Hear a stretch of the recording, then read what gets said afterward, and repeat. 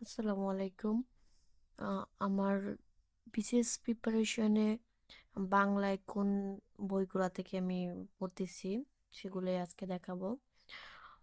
বাংলায় নিয়েছে হচ্ছে বাংলা বিচিত্রা নামে এই বইটা নিয়েছে। এখান থেকে শুধু সাহিত্য পাঠটা পড়া হয়। তারপরে নিয়েছে এই নবম দশম শ্রেণীর পুরাতন, এটা নতুন বই, এটা পুরাতন বই। এই দুইটা বই নিয়েছি।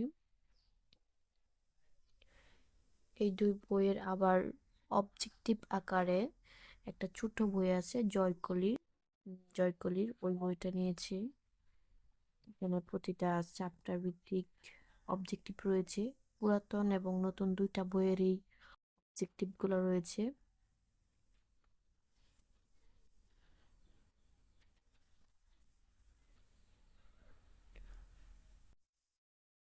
তারপর একাদশ দ্বাদশ শ্রেণীর সাহিত্য পাঠের কবি পরিচিতি আগে পড়া হচ্ছে।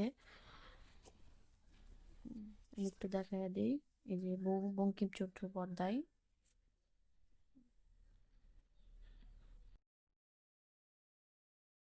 রুকেয়া সাকাত হোসেন এই বই এবং নবম দশম শ্রেণীর বাংলা প্রথম এই বইটার অবজেক্টিভ আকারে এই বইটা নিয়েছি। এখানে অনেকগুলা লেখকদের আছে, অবজেক্টিভ গুলা দেওয়া আছে, খুবই গুরুত্বপূর্ণ। জয়কলি প্রকাশনের।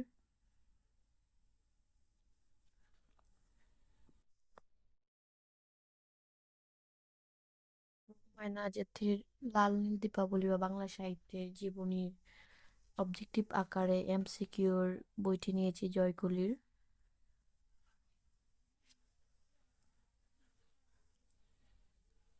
হুমায়ুন আজাদের মেন বইয়ের অবজেক্টিভ আকারে দেওয়া আছে এই বইটাতে।